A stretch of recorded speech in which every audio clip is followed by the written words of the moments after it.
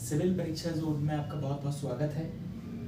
मेरा नाम मनीष रघुवंशी है और हम देखने जा रहे हैं बीपीएससी का ट्रेंड एनालिसिस, जो कि 62 जो 60 से 62वीं जो बीपीएससी थी उससे लेकर के 69 बीपीएससी तक जो भी पैटर्न रहा है उसका हमने एक एनालिसिस किया है, ताकि नेक्स्ट मंथ दिसंबर 2024 में जो बीपीएससी की प्रीलिम्स परीक्षा आयोजित होने जा रही है उसके संबंध में आप कुछ क्रिटिकल निर्णय ले पाए। देखिए, जब हम पढ़ाई करते हैं तो पढ़ाई करते समय हम कुछ भी पढ़ सकते हैं, हिस्ट्री, ज्योग्राफी, प्रीलिम्स का सिलेबस कुछ भी नहीं, ठीक है।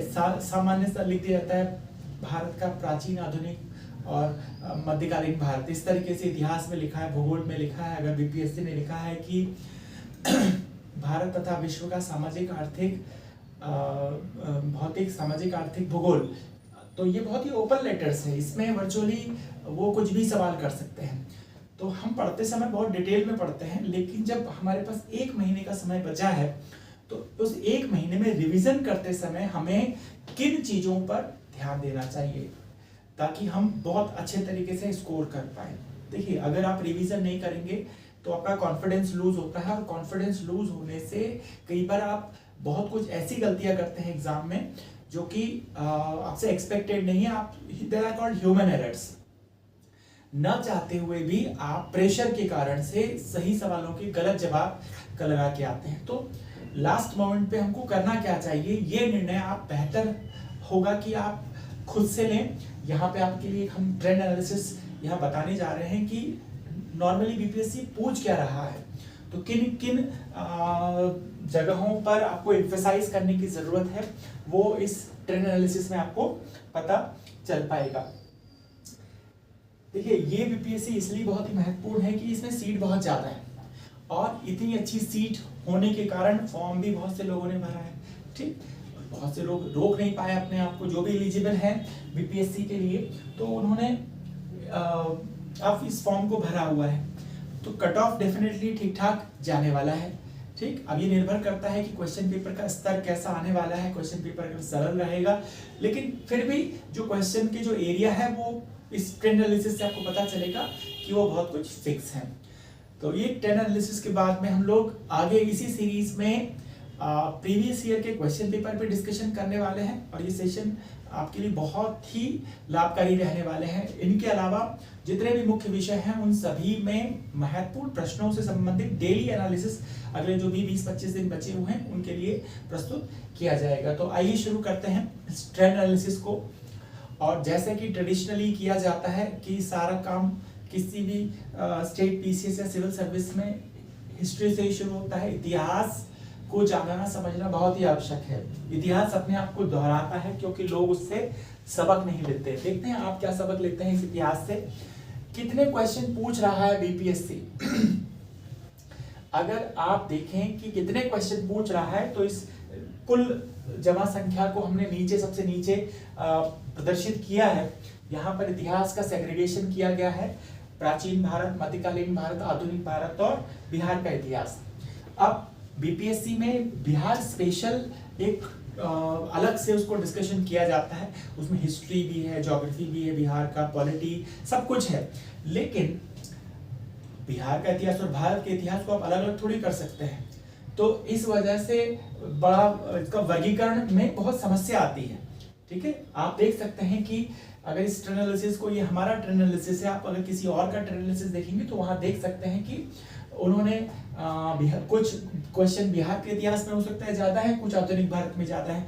अब बिहार से, अब चंपारण अगर सत्याग्रह हो रहा है तो बिहार का इतिहास भी है वो, और वो भारत का इतिहास भी है, तो इस वजह से द्वैतता होती है। तो इसको समाप्त करने के लिए हमने जो भी टॉपिक हैं जो बिहार से संबंधित है उस सब्जेक्ट विशेष के अंतर्गत ही उनको हमने रखा है। अब आप देखिए कि प्राचीन भारत, जो कि एक बहुत लंबा एरिया है, और उसमें आप देखेंगे तो लगभग 4-5 क्वेश्चन का ये औसत रहा है आने का। लेकिन पिछला जो 69 बीपीएससी था, ये जो लास्ट वाला कॉलम है, इसमें हमने 60, 62 तो कंबाइंड एग्जाम हुआ था, 63, 64, 65, 66, 67, 68, 69, इतनी सारी एग्जाम का ये ट्रेंड है। अब इस ट्रेंड को अगर आप देखें तो आपको पता चलेगा that here in the last exam 10 questions have been asked, but apart from that ये जो भी क्वेश्चन है ये 5-6 के आसपास ये क्वेश्चन रहे। मध्यकालीन भारत को अगर आप देखो तो 5 क्वेश्चन का ये औसत रहा है, पिछले बार 7 क्वेश्चन इसमें आए हैं। अगर कुल क्वेश्चन को देखें हम तो कुल क्वेश्चन में हम देख सकते हैं कि लगभग औसत रूप से 35 क्वेश्चन से ज्यादा बिहार पीएससी में हिस्ट्री से आ रहा है। तो आप देखिए कि 60-62 में 39 क्वेश्चन था और 69 में जो लास्ट हमारा टॉप जिसको हम देख रहे हैं वो उसमें 37 है। ये जो लास्ट वाले जो ट्रेंड है इस पे आपको ज्यादा फोकस करना है, क्योंकि हाल फिलहाल में बीपीएससी का स्तर धीरे धीरे बढ़ रहा है, तो इनसे आपको ज्यादा बेहतर पता चलेगा। You can see that here this side we have questions, the question papers were more factual, but as you move on here you will find that the question papers have become more conceptual, and in many ways it can be compared with the level of UPSC, okay, some in many cases, okay। so history में तो कम से कम ये बात बिहार पे लागू होती है। Polity के भी कुछ क्वेश्चन पिछले वर्षों के दौरान 68-69 में ऐसे पूछे गए थे जिनको कि यूपीएससी के स्टूडेंट भी उनको करने में इसमें समस्या आएगी। हाँ, थोड़ा फैक्चुअल थे, लेकिन फैक्ट के साथ कॉन्सेप्ट को मिलाकर के क्वेश्चन को डिफिकल्ट बनाया है। तो आप देखिए कि अगर इतने सारे क्वेश्चन आ रहे हैं और इतना लंबा चौड़ा हिस्ट्री सब्जेक्ट है तो आपको क्या करना चाहिए। आप देखिए कि आधुनिक भारत का इतिहास अगर आप करें तो इसमें इसके ऊपर फोकस करें लास्ट मोमेंट पे, तो आप देखिए कि इसमें ऑन एन एवरेज 20 की रेंज में क्वेश्चन जा रहे हैं। तो अगर 35 क्वेश्चन अगर मान लीजिए कि सारे हिस्ट्री में आ रहे हैं, उसमें अगर आप आधुनिक भारत और बिहार का इतिहास इन दो के ऊपर अभी फोकस करें लास्ट मोमेंट पे, तो आपको फायदा हो सकता है। रिवीजन में आप और बेहतर तरीके से कम समय में चीजों को कर सकते हैं। बहुत से लोग बहुत सारे टेस्ट सीरीज को ज्वाइन करना पसंद करते हैं। देखिए टेस्ट सीरीज दीजिए, उससे कॉन्फिडेंस बूस्ट होता है आपका, लेकिन इतने भी क्वेश्चन टेस्ट सीरीज में अपीयर नहीं होना चाहिए कि आपको चीजों को दोहराने के लिए समय ही ना मिले। ओके, क्वेश्चन जो टेस्ट सीरीज होती है उनमें कई बार जानबूझ करके अपने संस्थान का स्तर ऊंचा दिखाने के लिए फैक्चुअल क्वेश्चन बहुत सारे डाले जाते हैं और आपका कॉन्फिडेंस उसमें डिगा सकते हैं। लास्ट मोमेंट पे आपको कॉन्फिडेंस अपना बचा के रखना है। तो आप देखिए कि ये बिहार के इतिहास में लगभग 6 क्वेश्चन ऑन एन एवरेज आपको यहाँ से मिल रहा है। 63rd में 10 क्वेश्चन भी यहाँ पे थे। तो ये पूरा का पूरा हमारा हिस्ट्री का एक ट्रेंड है।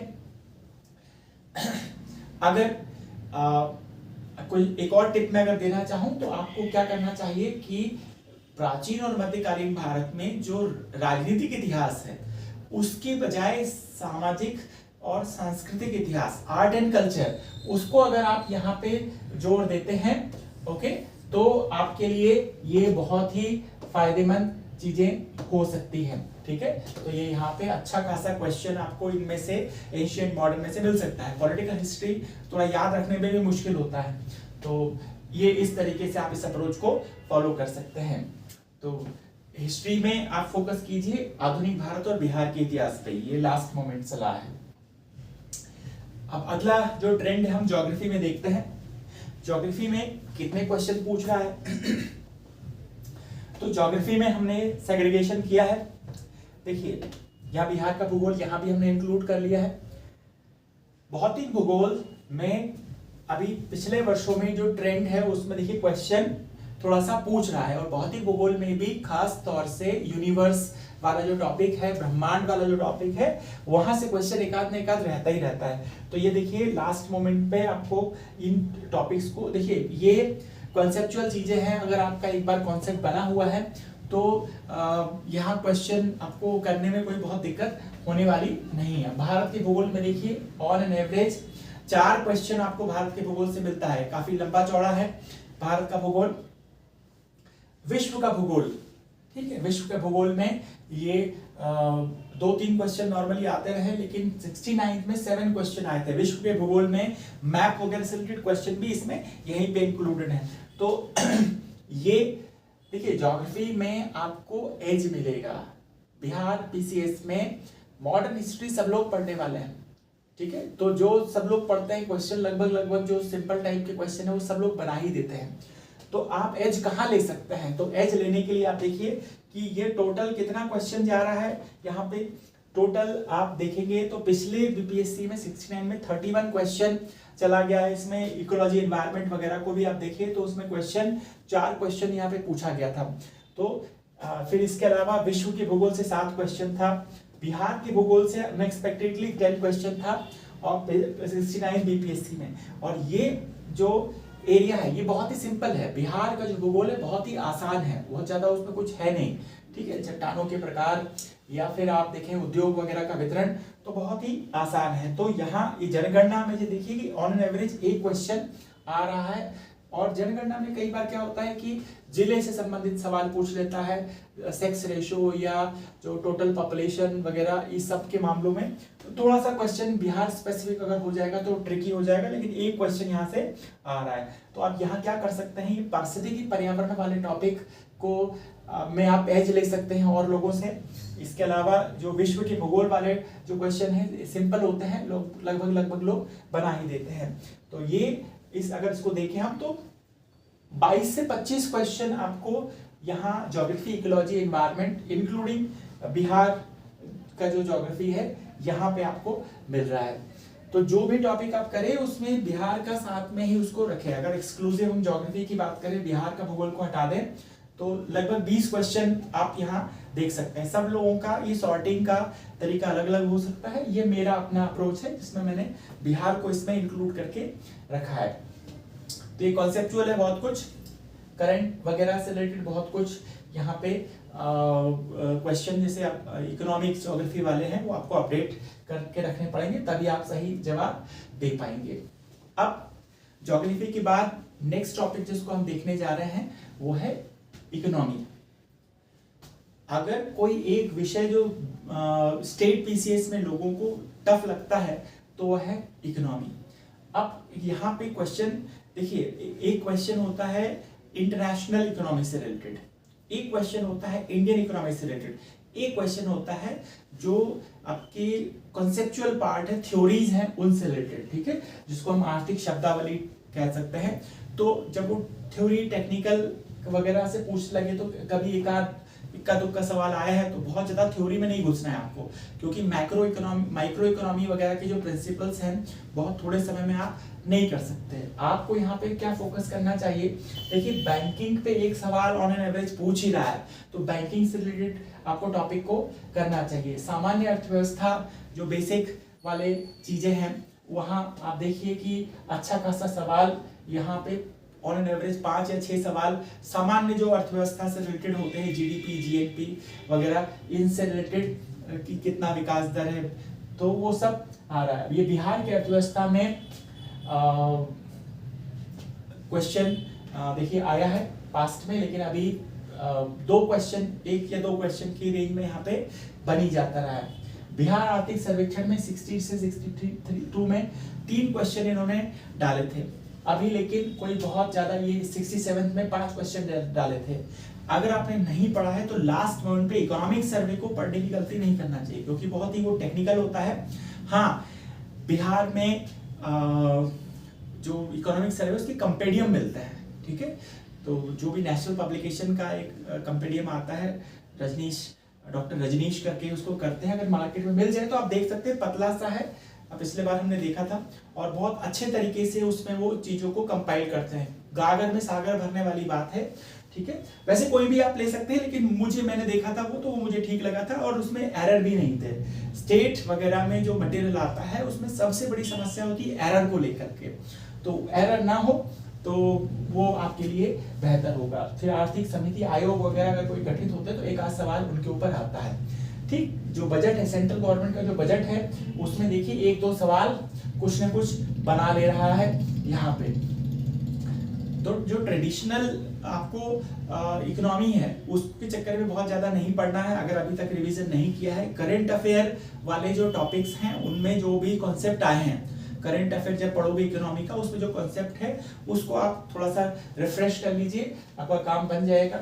ऑन एन एवरेज आप देखिए कि हार्डकोर इकोनॉमी जिसको बोला जाए, करंट को हटा दें इसमें से, तो 10 से 12 क्वेश्चन की रेंज में यहाँ पे बन रहा है। और अगर आप थोड़ा सा बहुत ज्यादा डिटेल ना करें, थोड़ा सा करेंगे तो उसमें से 5 क्वेश्चन तक आसानी से बना पाएंगे, ठीक है, करंट पे ध्यान देना जरूरी है, क्योंकि करंट को ध्यान दिए बिना आसान नहीं होगा बीपीएससी को क्रैक करना। हमें 90 तक पहुंचना है, कट ऑफ यूजुअली 90 की रेंज में रहता है, ठीक है। तो 90 की रेंज में पहुंचने के लिए आप देखिए कि हिस्ट्री में लगभग 30 से 35 क्वेश्चन है, और 30 से 35 क्वेश्चन में से अगर आप ठीक से तैयारी करोगे तो वहां पर कोशिश आपकी होनी चाहिए कि 25 प्लस आप क्वेश्चन वहां पर बना पाए। अगर 25 प्लस वहां बना पाए आप, तो वो एक अच्छी स्थिति आपको लेके जाएगी। और फिर इंडियन पॉलिटी है, ज्योग्राफी, इकोलॉजी वाले जो एरियाज हैं, ठीक है, तो इनके ऊपर फोकस आप कर सकते हैं, ठीक है। यहाँ आप देखिए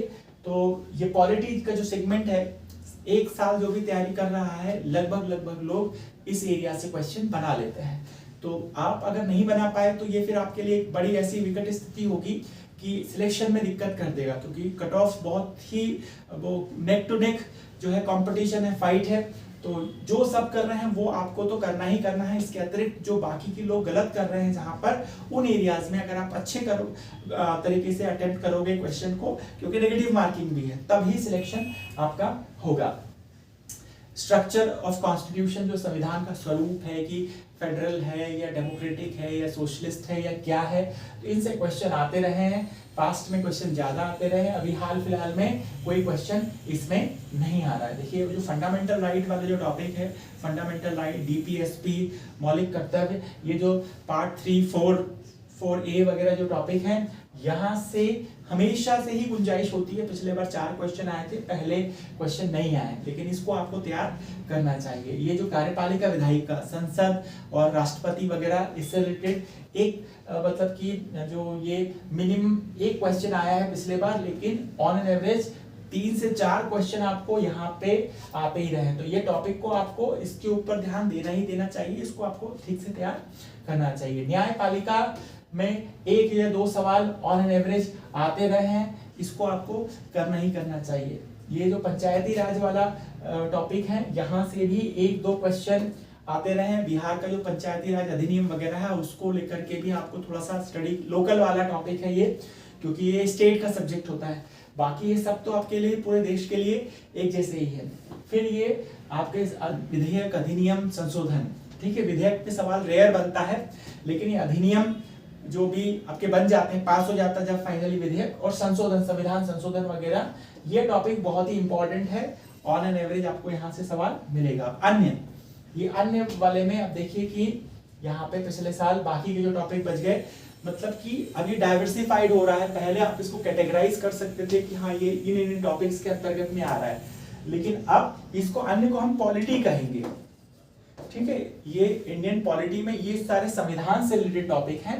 संविधान मतलब कि आर्टिकल 1 to 395, और पॉलिटी का मतलब क्या है, when the constitution comes into play, जब कॉन्स्टिट्यूशन का क्रियान्वयन होता है तो उससे जो स्थिति उत्पन्न होती है उसको कहते हैं हम लोग पॉलिटी, ठीक है। तो पॉलिटी में तो बहुत सारी चीजें होती है, लॉ भी पास होते हैं, डिस्कशन भी होता है, सोशलिज्म, सेकुलरिज्म, कम्युनलिज्म, ये सब चीजें होती हैं। तो ये सब टॉपिक्स पे यहाँ पे सवाल बन रहा है, ठीक है। अब अच्छा क्वेश्चन बीपीएससी पूछ रहा है, जितना अच्छा क्वेश्चन पूछेगा उतना आपके लिए आसान होगा। जो बच्चे पढ़ रहे हैं उनके लिए, अगर स्तर गिरा देगा तो जो एसएससी बैंकिंग वाले जो लोग हैं, वो लोग के भी गुंजाइश बढ़ जाती है। हालांकि इसकी संभावना इस बार कम ही हमको लगती है।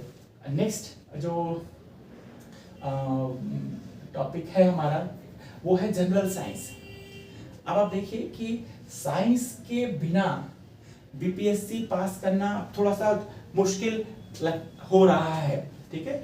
और साइंस में भी ट्रेडिशनली देखो, साइंस 2 तरीके का साइंस होता है, एक जनरल साइंस होता है और एक साइंस टेक।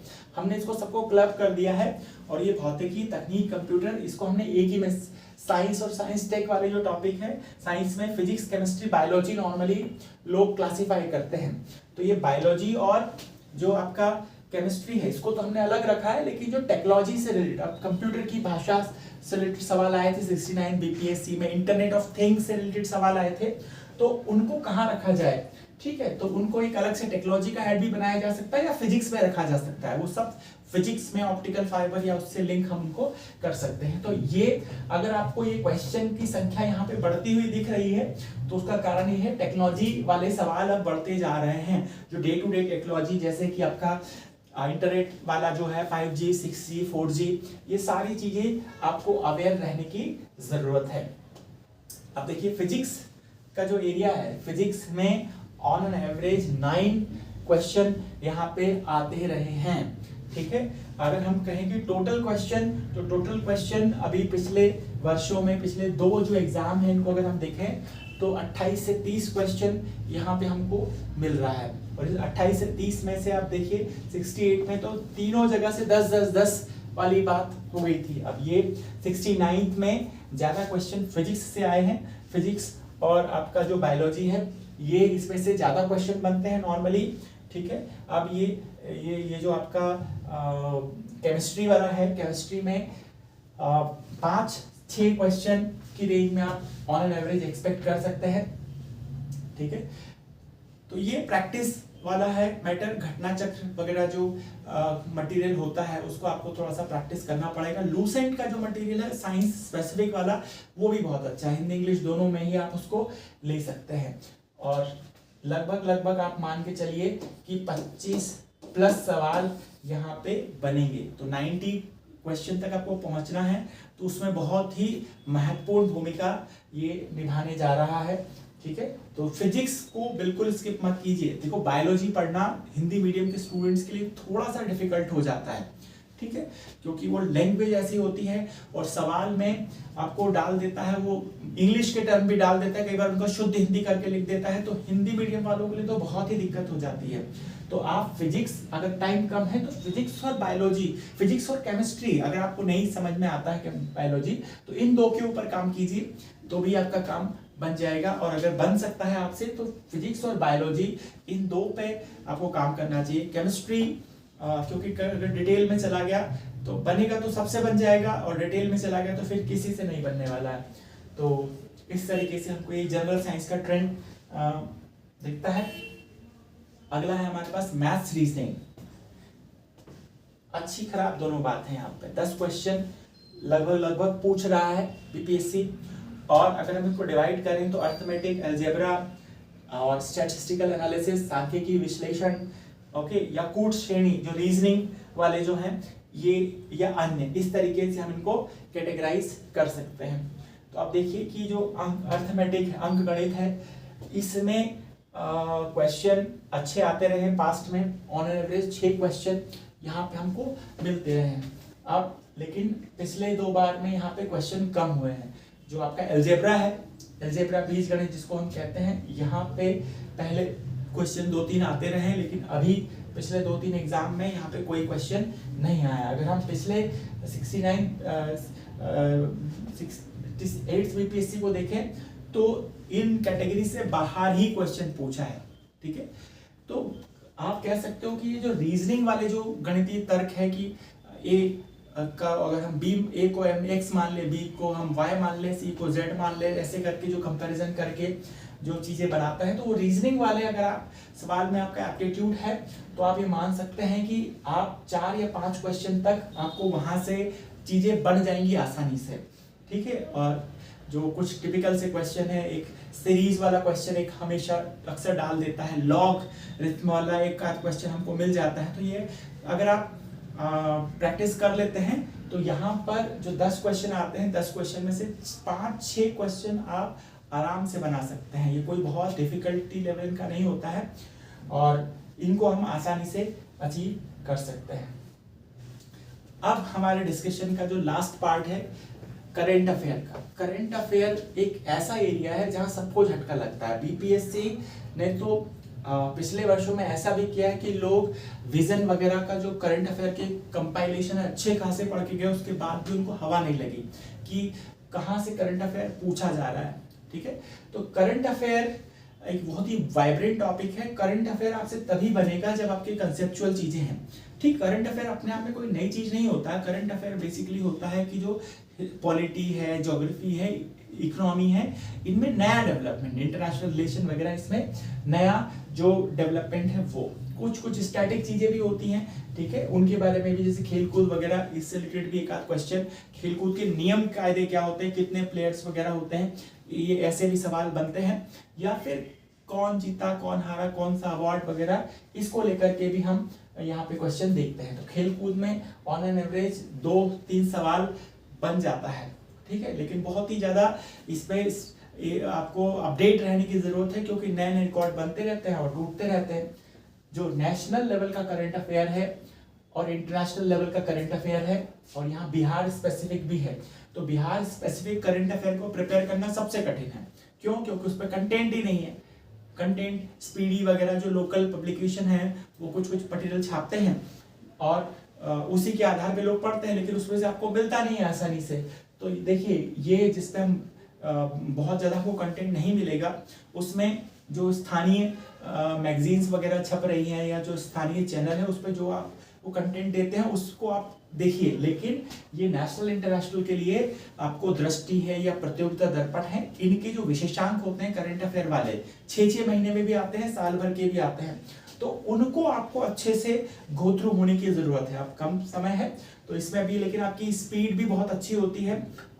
इस दौर में जब आपका एग्जाम आ रहा है तो आप बहुत आसानी से 3-4-5 दिन के अंतर्गत इन सबको पढ़ सकते हैं और 1-2 दिन में रिवीजन भी कर सकते हैं। तो ये जो लास्ट समय है इसमें आपके ये करंट अफेयर में नेशनल इंटरनेशनल जो विशेष घटनाएं हुई हैं उनको आपको देखने की जरूरत है। यहाँ पे जो अवार्ड्स वगैरह हैं उन पे भी एक दो क्वेश्चन करके बन रहा है। अब देखिए, अगर हम टोटल को देखें तो 30+ ऑन एन एवरेज क्वेश्चन आता रहा है। पिछले बार केवल 22 प्रश्न ही करंट अफेयर से था।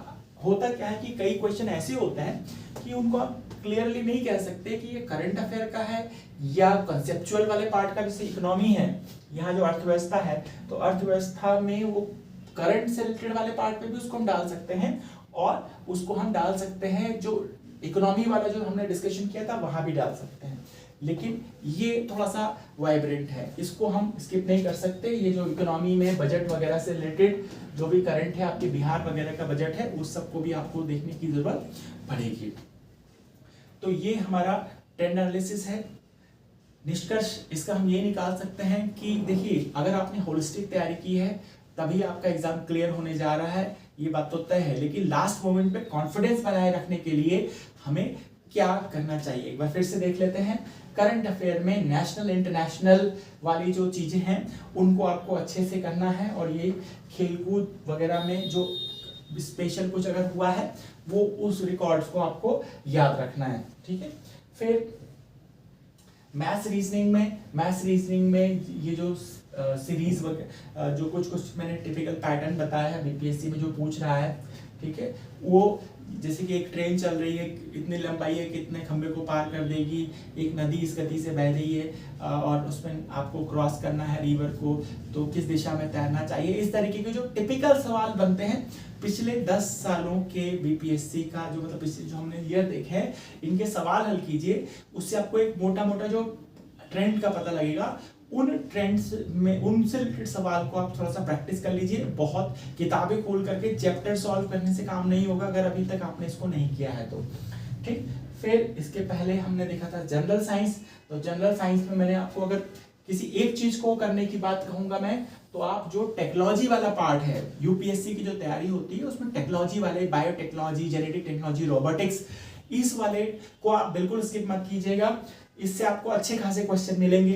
जैसे पिछले बार इंटरनेट ऑफ थिंग्स वगैरह पे क्वेश्चन आया था, बहुत स्टैंडर्ड क्वेश्चन था, ठीक है। फिजिक्स और बायोलॉजी, ये दो यहाँ पे फोकस हमको करना चाहिए। इंडियन पॉलिटी ट्रेडिशनल है, तो यहाँ पे आपको जो पार्ट 3, पार्ट 4, पार्ट 5 ये आपको बहुत अच्छे तरीके से करने चाहिए। फंड आपके, इसके अलावा इमरजेंसी, यहाँ पे ये जो अन्य में इमरजेंसी पे भी सवाल आए हैं, ठीक है। तो इमरजेंसी को, अमेंडमेंट ऑफ द कॉन्स्टिट्यूशन, इससे रिलेटेड जो केसेस हैं, जो भी 5-7 इंपॉर्टेंट केसेस हैं, उनको आपको बहुत अच्छे तरीके से देखने चाहिए। हाल इस साल में अगर कोई केस इंपॉर्टेंट हुआ है उसको आपको हाईलाइट करने की जरूरत होगी। तो इस तरीके से हम पॉलिटी से रिलेटेड एरिया में बहुत अच्छे मार्क्स लेके आ पाएंगे। अब यहाँ इसमें योजनाएं, ठीक है, ये जो बैंकिंग है इसको आप बिल्कुल कीजिए, और कृषि उद्योग में जो योजनाएं चल रही हैं, केंद्र सरकार की योजनाएं चल रही हैं, उनके बारे में आप जितना अच्छे से पढ़ सकें उस पे फोकस कीजिए। इसमें वो आपको यहाँ ये सामान्य अर्थव्यवस्था में भी वही मतलब है, ठीक है। तो ये जो योजनाएं हैं, तो योजनाओं की छोटी छोटी मैगजीन्स में मिलती हैं, उनको आप अच्छे से कवर कीजिए ताकि उसमें से आपको अच्छे खासे क्वेश्चन यहाँ पे मिल जाएंगे। आर्थिक शब्दावली तो अब जो कॉन्सेप्ट आपका बिल्डिंग हो चुका है वहीं से आपके सवाल बनेंगे, लेकिन ये यहाँ और आपका बजट, सेंट्रल गवर्नमेंट का जो बजट है उसमें नए जो कुछ चीजें आई हैं, ठीक, बजट जो इंट्रोड्यूस किया था वो नहीं, बजट जो फाइनल पास हुआ वो रिलेवेंट होता है, क्योंकि इंट्रोड्यूस करने के बाद उसमें चेंज भी हो जाते हैं, ठीक। फिर ज्योग्राफी में लास्ट पॉइंट में आपसे मैं मैपिंग के लिए कहूंगा कि मैपिंग देखिए, क्योंकि ये क्वेश्चन लोग गड़बड़ करेंगे। जो वर्ल्ड ज्योग्राफी वाला जो एरिया है, यहाँ तो 5-7 क्वेश्चन आपको मिल ही जाता है, ठीक है। फिजिकल ज्योग्राफी में, भौतिक भूगोल में, यूनिवर्स वगैरह से रिलेटेड एरिया को आप अच्छे से देखिए, यहाँ से क्वेश्चन आपको मिल जाता है। और बिहार के भूगोल को बिल्कुल स्किप मत कीजिए। हिस्ट्री, तो हिस्ट्री में ऑलरेडी हम बात कर ही चुके हैं। मॉडर्न हिस्ट्री को और बिहार की हिस्ट्री को, इसको बिल्कुल मत छोड़िए लास्ट मोमेंट पे, यही आपको बढ़त दिलाने वाली है। और लोगों पे, बाहर के लोग जो हैं वो यूपी से, मध्य प्रदेश से, सभी लोग, झारखंड से लोग आ सकते हैं, लेकिन जो लोकल लोग अपने यहाँ से कल्चर या हिस्ट्री से रिलेटेड सवाल ज़्यादा बेहतर तरीके से कर सकते हैं, क्योंकि वो उन चीज़ों को जीते हैं। तो ये था हमारा डिस्कशन। नेक्स्ट वीडियो में हम लोग जल्दी मिलेंगे, जिसमें कि हम पिछले 10 सालों के जो भी प्रश्न पत्र हैं उन पे भी बात करेंगे, और अलग से जो इम्पोर्टेंट एरियाज हैं उनसे रिलेटेड अच्छे क्वेश्चन पे भी चर्चा होगी।